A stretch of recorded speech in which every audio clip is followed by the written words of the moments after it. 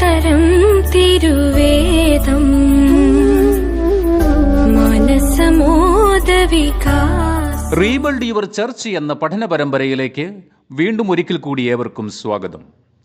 Pentecost brethren സഭകളെ കൊണ്ട് പൊതുസമൂഹത്തിന് എന്തു പ്രയോജനമാണുള്ളത്? ഈ സഭകൾ എന്തെങ്കിലും ജീവകാരുണ്യ പ്രവർത്തനങ്ങൾ സമൂഹത്തിന് ചെയ്യുന്നുണ്ടോ? ബ്രദറൻ സഭകൾ സമൂഹത്തിൽ നടത്തുന്ന ഇടപെടലുകൾ എന്തൊക്കെയാണ്? ബ്രദറൻ സഭകൾ സമൂഹത്തിന് ഒരു നന്മയും ചെയ്തിട്ടില്ല എന്ന കുറ്റപ്പെടുത്തൽ തെളിവുകളുടെ അടിസ്ഥാനത്തിൽ തിരുത്തുകയാണ് PM എബ്രഹാം ഈ വീഡിയോയിൽ. പ്രാർത്ഥനയോടെ ശ്രദ്ധിച്ചാലും. പെന്തക്കോസ്ത് ബ്രദറൻ സഭകൾ ജീവകാരുണ്യ പ്രവർത്തനങ്ങളിൽ ശ്രദ്ധ കേന്ദ്രീകരിക്കണം എന്ന തലക്കെട്ടിൽ ഓഗസ്റ്റ് 23 അപ്ലോഡ് ചെയ്ത ഒരു വീഡിയോ ഞാൻ ശ്രദ്ധിക്കുകയുണ്ടായി. ആ വീഡിയോയാണ് ഇങ്ങനെയൊരു വീഡിയോ ചെയ്യുവാൻ എന്നെ പ്രേരിപ്പിച്ചത്. ആ വീഡിയോ ചെയ്ത വ്യക്തിയെ വിമർശിക്കുകയോ കുറ്റപ്പെടുത്തുകയോ ഇകഴ്ത്തി കാണിക്കുകയോ അല്ല എൻ്റെ ഈ ലക്ഷ്യം എന്ന് പറയുന്നത്. അദ്ദേഹത്തിനും തൻ്റെ വീഡിയോ ശ്രദ്ധിച്ചവർക്കും പൊതുവേയുള്ള ചില തെറ്റിദ്ധാരണകൾ ഒന്ന് മാറ്റുക എന്നത് മാത്രമാണ് ഞാൻ ഈ വീഡിയോ കൊണ്ട് പ്രധാനമായും ഉദ്ദേശിക്കുന്നത്.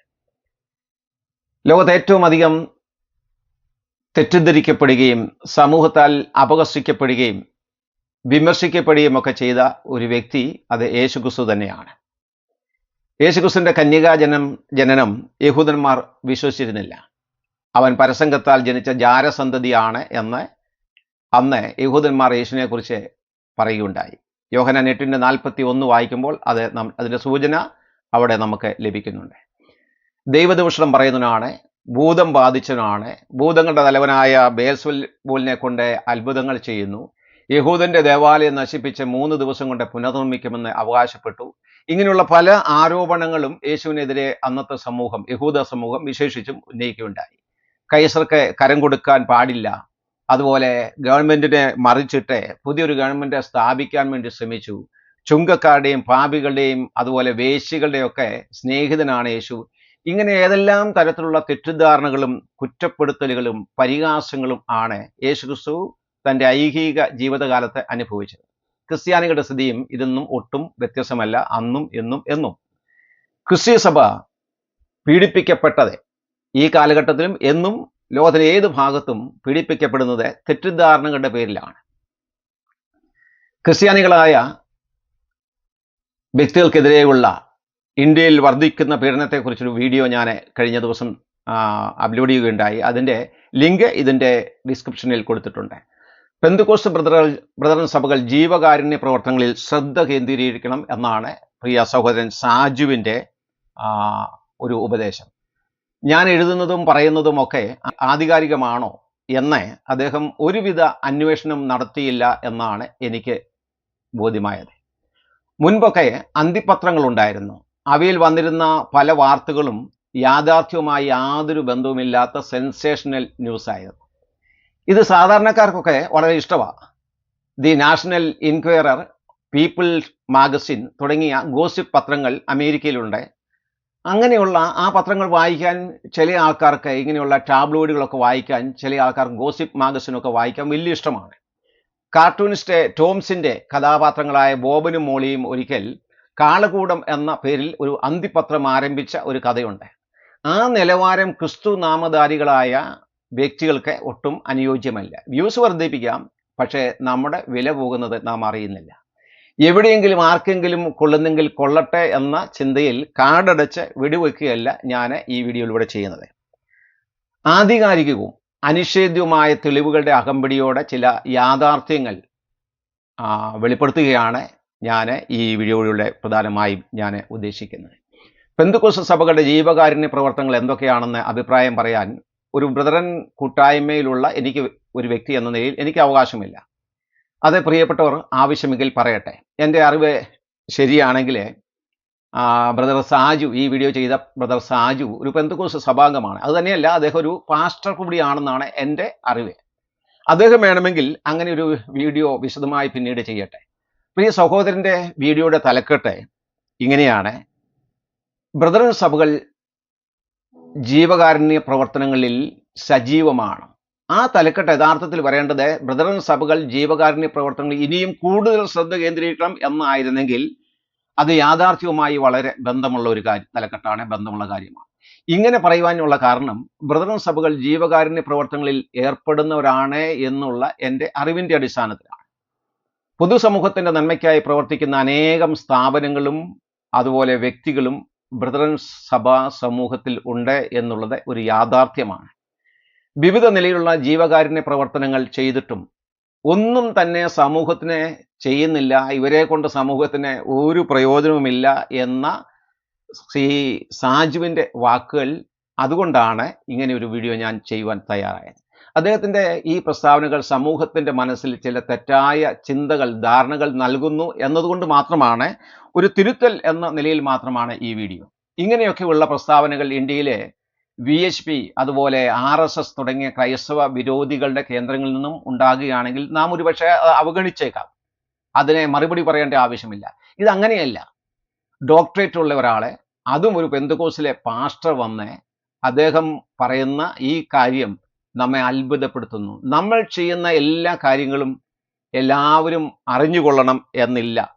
അത് നമ്മൾ ആദ്യമായി മനസ്സിലാക്കണം. എൻ്റെ സമൂഹത്തിൽ എന്തെല്ലാം കാര്യങ്ങൾ നടക്കുന്നു അതെല്ലാം എൻ്റെ അറിവിലില്ല, എനിക്കറിയാൻ സാധിക്കുന്ന കാര്യവുമല്ല.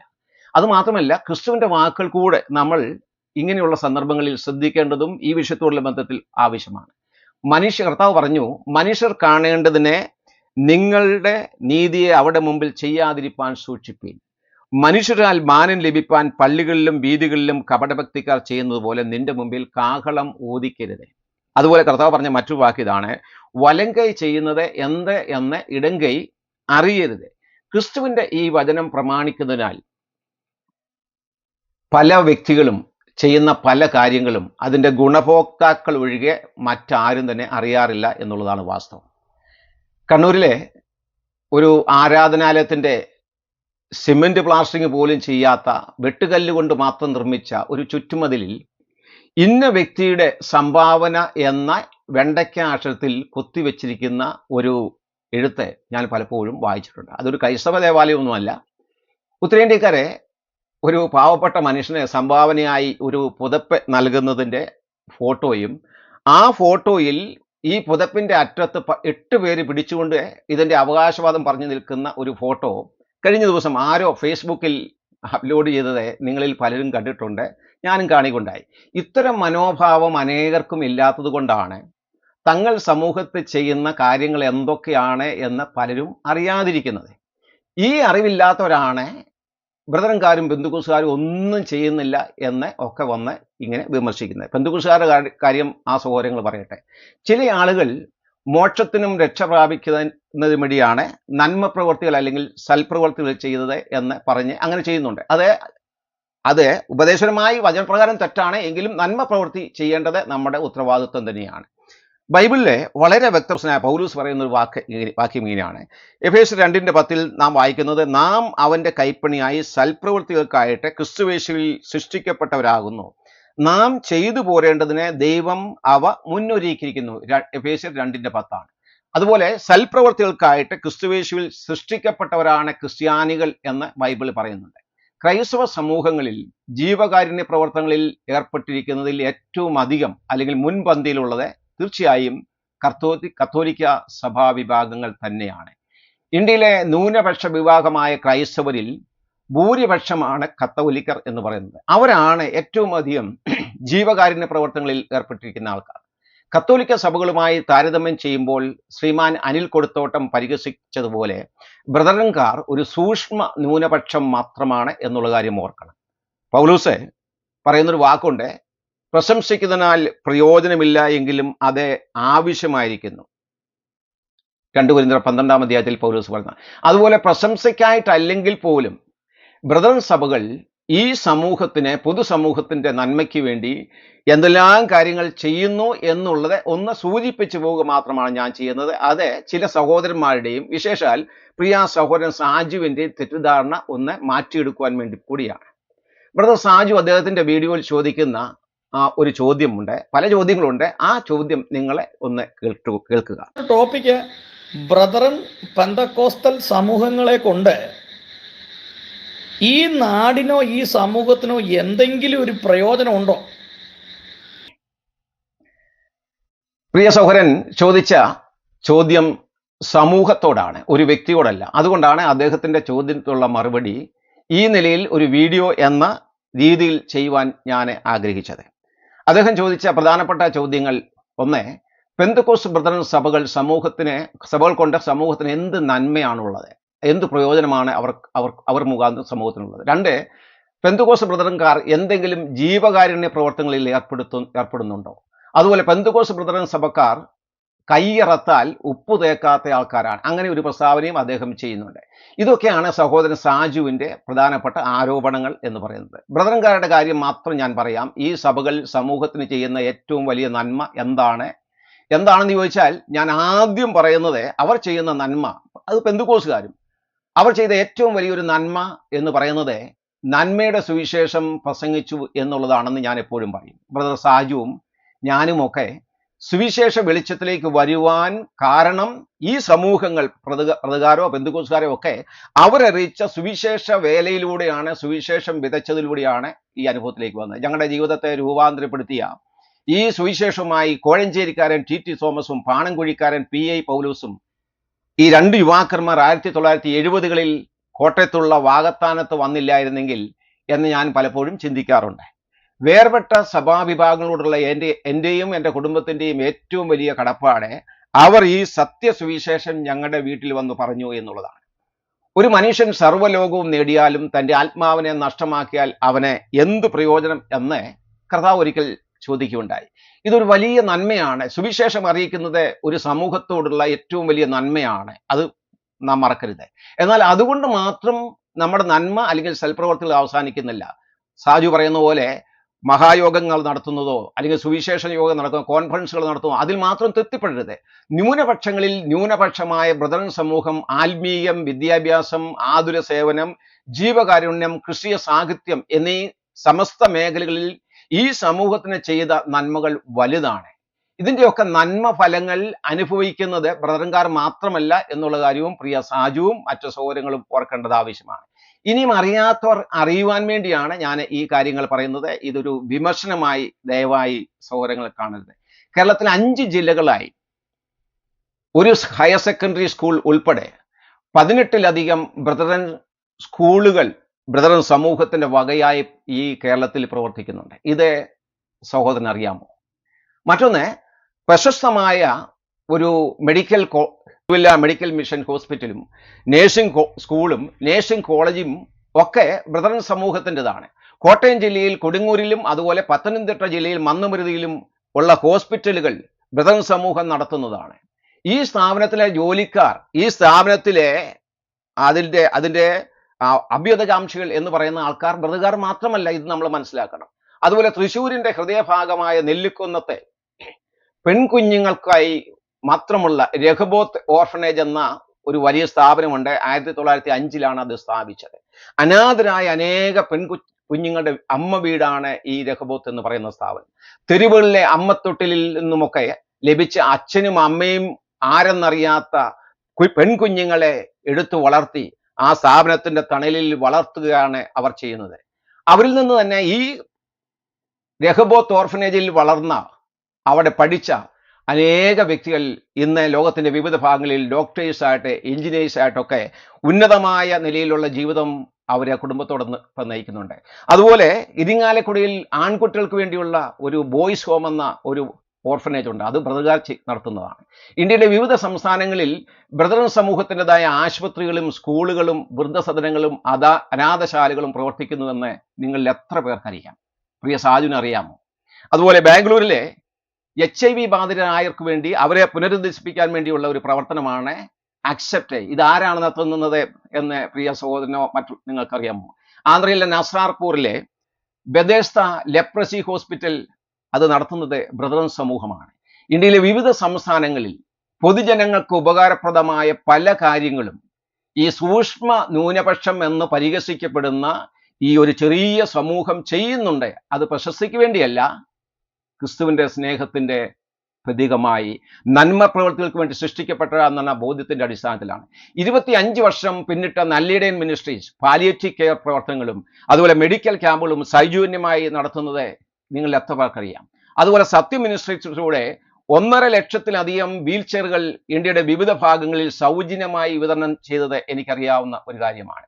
അതുപോലെ ക്രിസ് സാമുവേൽ എന്ന ആ സംഘടനയുടെ പ്രവർത്തകരെ ആന്ധ്രയുടെ പ്രദേശങ്ങളിൽ 100 കണക്കിന് ഗ്രാമങ്ങളിൽ അനേക കുടുംബങ്ങൾക്ക് സൗജന്യമായി കുഴൽക്കിണറുകൾ നൽകി ആ നിലയിൽ അവരെ സഹായിച്ചത് എനിക്ക് വ്യക്തമായിട്ടറിയാം. അതുപോലെ തയ്യൽ മെഷീനുകൾ നൽകുന്ന, അതുപോലെ ജീവനോപാധികൾ നൽകുന്ന പല ആൾക്കാരും അവർ രഹസ്യമായി ആരും അറിയാതെ ഈ സമൂഹത്തിലുള്ള പല സഹോദരന്മാരും വ്യത്യസ്ത ദേശങ്ങളിലുള്ളവരെ ഇങ്ങനെയുള്ള ശുശ്രൂഷകൾക്കൊക്കെ മുൻകൈ എടുക്കുന്നു. ഇത് ഏതെങ്കിലും ഒരു സമൂഹത്തിന് വേണ്ടി മാത്രമല്ല. അതുപോലെ ചിലർ ഭവനരഹിതരാർക്ക് വേണ്ടി കേരളത്തിലും ഇന്ത്യയുടെ വിവിധ സംസ്ഥാനങ്ങളിലും ഭവനങ്ങൾ നിർമ്മിച്ചു നൽകുന്നുണ്ട്. ഇതെനിക്കറിയാം. ഈ കോഴി ഒരു ചെറിയ മുട്ടയിട്ടിട്ട് പുറപ്പുറത്ത് കയറി നാട്ടുകാരെ മുഴുവൻ അറിയിക്കുന്ന ഒരു പ്രവണത ഞങ്ങളിൽ പലർക്കുമില്ല. അതുകൊണ്ട് തന്നെ ഈ ചെറിയ സമൂഹം ചെയ്യുന്ന പല കാര്യങ്ങളും പല സഹോദരന്മാരും അറിയുന്നില്ല എന്നുള്ളതാണ്. ഞങ്ങളുടെ സഹോദരങ്ങൾ ചെയ്യുന്ന ജീവകാരുണ്യ പ്രവർത്തനങ്ങൾ ലോകക്കാർ പലരും അറിയാത്തതിൻ്റെ ഒരു കാരണം അതാണ്. മനുഷ്യർ കാണേണ്ടതിനല്ല ഈ കാര്യങ്ങളൊന്നും ഞങ്ങൾ ചെയ്യുന്നത്. നിങ്ങൾ ചെയ്യുന്നതെല്ലാം കർത്താവിനെന്ന ആ മനോഭാവത്തിൽ ചെയ്യുവീൻ എന്നുള്ള ആ കർത്താവിൻ്റെ വാക്കുകളുടെ അടിസ്ഥാനത്തിലുള്ള ശുശ്രൂഷകളാണ്, ജീവകാരുണ്യ പ്രവർത്തനങ്ങളാണ് ഞങ്ങൾ കഴിഞ്ഞ നാളുകളിലെ അതുപോലെ ഈ നാളുകളിലും ചെയ്തു വരുന്നത്. ഞാൻ ശുശ്രൂഷിച്ചിരുന്ന ഒരു സഭയിലെ ഒരു സഹോദരൻ സ്വന്തമായി സ്ഥലമില്ലാതിരുന്ന 2 സഹോദരന്മാർക്ക് 23 സെന്റ് സ്ഥലം സൗജന്യമായി ഭവനം പണിയാൻ വേണ്ടി നൽകിയത് എനിക്ക് ഓർമ്മയുണ്ട്. ഇങ്ങനെയുള്ള എത്രയെത്ര വ്യക്തികൾ പരസ്യത്തിന് വേണ്ടിയല്ല അവർ ചെയ്തത്, അതുകൊണ്ട് ആരുമോട്ട് അറിഞ്ഞിട്ടുമില്ല. ചികിത്സയ്ക്കും അതുപോലെ ഭവനങ്ങൾ നിർമ്മിക്കുന്നതിനും കുഞ്ഞുങ്ങളുടെ വിദ്യാഭ്യാസ ആവശ്യങ്ങൾക്കും അതുപോലെ വിവാഹത്തോടുള്ള ബന്ധത്തിലും രോഗികളോടുള്ള ബന്ധത്തിലും ഇങ്ങനെ വലങ്കൈ ചെയ്യുന്നത് ഇടങ്കൈ അറിയാതെ ചെയ്യുന്ന ധാരാളം ആൾക്കാരുണ്ട്. അത് അതിൻ്റെ ഗുണഭോക്താക്കൾ മാത്രം അറിയുന്നത് കൊണ്ട് അത് മറ്റുള്ളവർ അറിയുന്നത്. ചിലരൊക്കെ നന്ദികേട് കാണിച്ചിട്ടുണ്ട് എന്നത് യാഥാർത്ഥ്യമാണ്, അത് മനുഷ്യ സഹജമാണല്ലോ. 2018 പ്രളയകാലത്തും അതുപോലെ കോവിഡിൻ്റെ കാലഘട്ടങ്ങളിലുമൊക്കെ ഈ ബ്രദറൻ സമൂഹം, ഈ സൂക്ഷ്മ ന്യൂനപക്ഷം എന്ന് കളിയാക്കപ്പെടുന്ന ഈ സമൂഹം എത്ര വലിയ കൈത്താങ്ങലുകൾ നൽകി എന്നുള്ളത് എനിക്ക് വ്യക്തമായിട്ടറിയാം. ഈ വീഡിയോ ശ്രദ്ധിക്കുന്ന ധാരാളം അറിയാവുന്ന കാര്യമാണ്. പെന്തക്കോസ്ത് സഭകളും അതുപോലെ ബ്രദറൻ സഭകളും ജീവകാരുണ്യ പ്രവർത്തനങ്ങൾ ചെയ്യുന്നില്ല എന്ന് ബ്രദർ സാജു വിധി എഴുതുവാൻ മറ്റൊരു കാരണമുണ്ട്. അദ്ദേഹം ചില വ്യക്തികളുടെ ആവശ്യങ്ങൾ പറഞ്ഞുകൊണ്ട് ഇതിനു മുൻപ് ചില വീഡിയോകൾ ചെയ്തിരുന്നു. എന്നാൽ ആ വ്യക്തികൾക്ക് അങ്ങനെയുള്ള ആ ഒരു വീഡിയോകൾ കൊണ്ട് ഒരു സഹായവും ലഭിച്ചില്ല എന്നാണ് ബ്രദർ സാജു തൻ്റെ വീഡിയോയിൽ പറയുന്നത്. അദ്ദേഹം ചെയ്ത ഈ വീഡിയോകൾക്ക് എന്തുകൊണ്ടാണ് അദ്ദേഹം പ്രതീക്ഷിച്ച പ്രയോജനം ലഭിക്കാതിരുന്നത് എന്നുള്ള കാര്യത്തെ സംബന്ധിച്ച് അദ്ദേഹം ഒരു ആത്മപരിശോധന ചെയ്യുന്നത് തീർച്ചയായും നല്ലതാണ്. ഇനിയും ഞങ്ങളുടെ കാര്യം പറയാം. ആരെങ്കിലും എന്തെങ്കിലുമൊക്കെ ആവശ്യപ്പെട്ടാൽ വീഡിയോ ചെയ്താലൊന്നും ഞങ്ങളുടെ ആൾക്കാർ ആ കാര്യത്തോടെ സഹകരിക്കാറില്ല.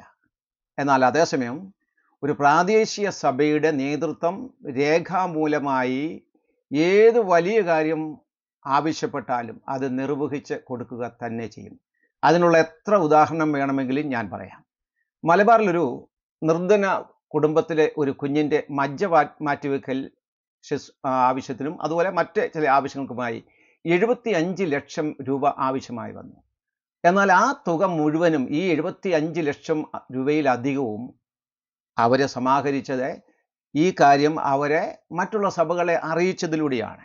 എന്നാൽ അവർ പ്രതീക്ഷിച്ചതിനേക്കാൾ അധികം പണം അവർക്ക് ലഭിച്ചപ്പോൾ ആ സഭ ചെയ്തത്, ഞങ്ങളുടെ ആവശ്യത്തിൽ അധികമായി പണം ലഭിച്ചു, ഇനി ആരും ഈ ആവശ്യത്തിലേക്ക് പണം അയക്കരുത് എന്നുള്ള ഒരു പ്രസ്താവന, നിർദ്ദേശം പിന്നീട് അവരെ അറിയിക്കുകയുണ്ടായി.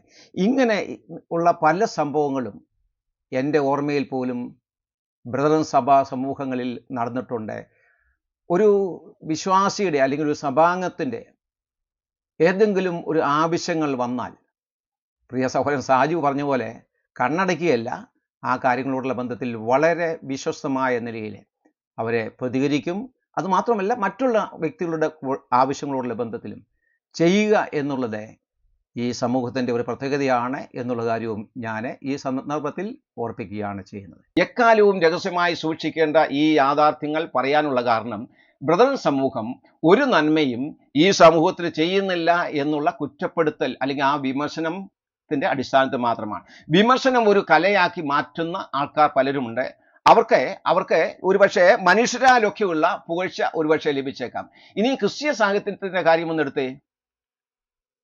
എല്ലാ ക്രൈസ്തവ ഭവനങ്ങളിലും എല്ലാ ക്രൈസ്തവരും ഒന്നടങ്കം പാടുന്ന പ്രശസ്തമായ ഗാനങ്ങളുടെ ഒരു ലിസ്റ്റ് എടുത്താൽ അതിൽ ഒട്ടുമിക്കവയും രചിച്ചത് ആരാണ്? ബ്രദറൻ സമൂഹത്തിലെ എഴുത്തുകാരാണ്. എം ഇ ചെറിയാൻ സാറെ, ജോർജ് പീറ്റർ, മഹാകവി KV Simon, V Nagal, EI Jacob, ഇവരൊക്കെ എഴുതിയിട്ടുള്ള ഈ ബ്രദറൻ ഗാനരചയിതാക്കൾ എഴുതിയിട്ടുള്ള പാട്ടുകളാണ് മലയാളത്തിലുള്ള ഒട്ടുമിക്ക ആരാധനാലയങ്ങളിലും ഏത് സഭക്കാരും പാടുന്നത്. അത് യാഥാർത്ഥ്യമല്ലേ? ഇനി ക്രിസ്തീയ ഗ്രന്ഥങ്ങളുടെ കാര്യം ഒന്ന് എടുക്കുക. അതിലും മികവുറ്റ ഈടുറ്റ ഗ്രന്ഥങ്ങൾ രചിച്ചിട്ടുള്ളത് ഏറ്റവും അധികം ആരാണെന്ന് ചോദിച്ചാൽ ഞാൻ വളരെ ധൈര്യത്തോടെ പറയും, തീർച്ചയായും ബ്രദറൻ സമൂഹമാണ്. ഇതൊക്കെ വെളിപ്പെടുത്തത് ഞാൻ പറയുന്നത് ഇത്രയൊക്കെ കാര്യം പറയാൻ കാരണം ഈ അളം മുട്ടിയാൽ പാമ്പും കടിക്കുമെന്ന് പറയാറുണ്ടല്ലോ, അതുകൊണ്ട് മാത്രം പറഞ്ഞതാണ്. പൊതുസമൂഹത്തിന് ബ്രദറൻ സഭകൾ എന്ത് സംഭാവന നൽകി എന്ന സഹോദരൻ്റെ ഇന്നലത്തെ ആ ചോദ്യത്തിന് ഉള്ള ചില മറുപടി മാത്രമാണ് ഞാൻ വേഗം എൻ്റെ ഓർമ്മയിലുള്ള ചില കാര്യങ്ങൾ ഞാൻ എടുത്ത് പറയുവാനിടയായത്. ഇതൊരിക്കലും മറ്റുള്ളവരെ വിമർശിക്കുവാനോ പ്രിയ സഹോദരൻ സാജുവിനെ വിമർശിക്കുവാനോ മാത്രമല്ല, തിരുത്തുവാൻ, അദ്ദേഹത്തെ തെറ്റിദ്ധാരണ ഒന്ന് മാറ്റിയെടുക്കുവാൻ വേണ്ടി മാത്രമാണ്. മറ്റുള്ളവർ ഒന്നും ചെയ്യുന്നില്ല എന്ന് പറയുന്നവർ ഞാൻ എന്ത് ചെയ്തു എന്നുകൂടെ പറയുവാൻ ദയവായി മറക്കരുത്. നാം സമൂഹത്തിന് വേണ്ടി എന്ത് ചെയ്യുന്നു, മറ്റുള്ളവർ എന്ത് ചെയ്തില്ല എന്നുള്ളത് പറയുന്നതിന് മുമ്പേ ഞാൻ എൻ്റെ സമൂഹത്തിന് വേണ്ടി എന്ത് ചെയ്തു എന്നുള്ള പറയാനുള്ള ബാധ്യത കൂടെ നമുക്കുണ്ട് എന്നുള്ള കാര്യം നമുക്ക് ഓർക്കേണ്ടത് ആവശ്യമാണ്. യേശുക്രിസ്തു പറഞ്ഞൊരു വാക്കുണ്ട്, നാം ആദ്യം എന്ത് ചെയ്യണം? സ്വന്തം കണ്ണിലെ കോല് നമ്മൾ എടുക്കണം. അത് കഴിഞ്ഞിട്ട് എന്ത് ചെയ്യുക? മറ്റുള്ളവരുടെ കണ്ണിലെ കരടെടുക്കാൻ ശ്രമിക്കുക. ഞാൻ എൻ്റെ സമൂഹത്തിന് എന്ത് നന്മ ചെയ്യുന്നു ഇത് ആദ്യം പറയുക. അത് കഴിഞ്ഞിട്ട് എനിക്ക് ചോദിക്കാം, നിങ്ങൾ ഈ സമൂഹത്തിന് വേണ്ടി എന്ത് ചെയ്തു? ബ്രദറൻ സമൂഹം ഒരു സൂക്ഷ്മ ന്യൂനപക്ഷമായ ഈ ബ്രദറൻ സമൂഹം എൻ്റെ ബോധ്യത്തിൽ, എൻ്റെ അറിവിൽ, എൻ്റെ പരിമിതമായ ഈ അറിവിൽ ഈ സമൂഹം ചെയ്ത ചില കാര്യങ്ങൾ ഞാൻ ഒന്ന് സൂചിപ്പിച്ചു എന്ന് മാത്രം. ഇതൊരു വിമർശനമായി എടുക്കരുത്, ഇതൊരു തിരുത്തലായി എടുക്കണം എന്നുള്ള ഒരു വിനീതമായ അഭ്യർത്ഥന മാത്രമാണ് എനിക്കുള്ളത്. ദൈവം നമ്മെ സഹായിക്കുമാറാകട്ടെ.